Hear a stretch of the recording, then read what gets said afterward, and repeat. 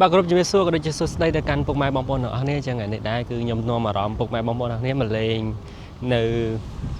ផ្ទះតាមុកនៅក្នុងខេត្តតាកែវ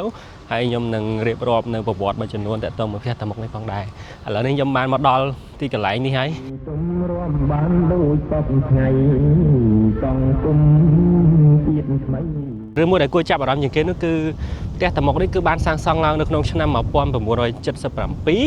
ហើយកម្មករដែលបានសាងសង់នៅផ្ទះតាមុកទាំងអស់គឺត្រូវបានគេសម្លាប់ចោលទាំងអស់គឺអត់មានអ្នកគេនៅរស់ទេគឺអ្នកដែលសាងសង់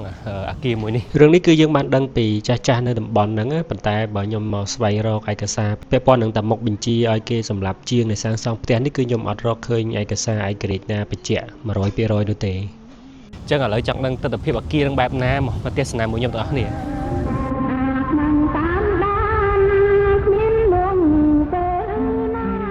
តាមុកជាមានដឹកនាំយោធាជាន់ខ្ពស់ម្នាក់របស់ខ្មែរក្រហម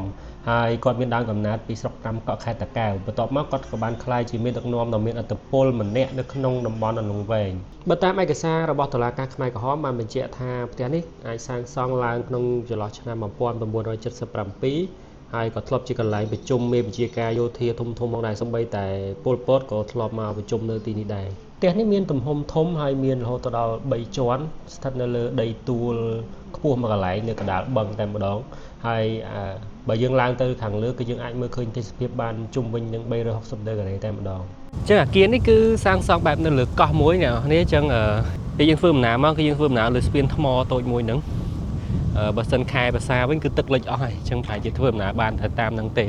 តែតាមខ្ញុំមើលដូចមានផ្លូវនឹងខាងនោះដែរឥឡូវយើងទៅមើលទស្សនវិជ្ជាទូទៅនៅនឹងទាំងអស់គ្នាតោះបាទឥឡូវនេះយើងបានចូលមកដល់ក្នុងហើយយើងឃើញទស្សនវិជ្ជាអគារហើយលើកទី1ដែរខ្ញុំអត់ដែរមកទេខ្ញុំចូលទៅមើលខាងក្នុងវិញបន្តិចមើលនឹងចូលបានអត់បន្ទាប់ពីសម័យខ្មែរក្រហមដួលរលំផ្ទះនេះត្រូវបានរក្សាទុកជាទីតាំងប្រវត្តិសាស្ត្រហើយបន្ទាប់មកទៀតកន្លែងនេះត្រូវបានរៀបចំទៅជាទីតាំងសាលាបណ្ដុះបណ្ដាលមន្ត្រីនគរបាលខេត្តតាកែវហើយបច្ចុប្បន្ននេះគឺអគារទាំងនេះគឺត្រូវបានបោះបង់ចោលទាំងស្រុងយកទីតាំងនឹងដើម្បីប្រើការណាអញ្ចឹងហើយបានយើងឃើញមានចម្រឹងចាប់នេះសង្ស័យចាប់កន្ទុយមិនតិចហើយមានការរៀបចំពូលភ្លើងអីមួយចំនួនដែរអញ្ចឹងបានថាយើងបានន័យថាទីតាំងនេះគឺបានយកមកប្រើនៅក្នុងហេតុផលផ្សេងហើយឥឡូវនេះគឺដូចជាបោះបង់ចោលហើយបានទុកចោលហើយឯខាងនោះឃើញមានអគារនេះដូចជាអគារថ្នាក់រៀនអញ្ចឹងត្រូវហើយឯកសារហ្នឹងគឺបានន័យថាយកអគារហ្នឹងមក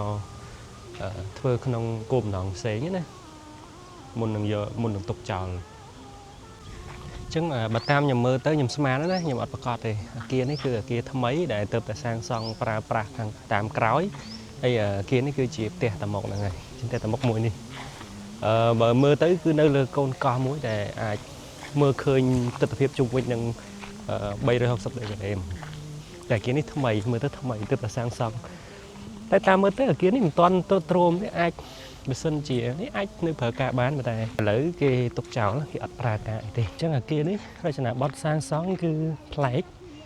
គឺអគារដោយអគារទៅហើយគេមាន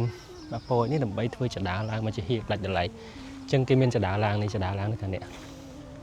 ចដាលឡើងទៅ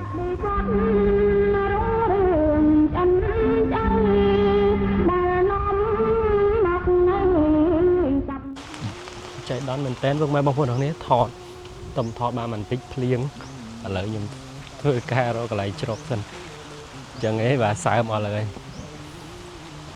បាទភ្លៀងខ្លាំងមែនតើអូ my god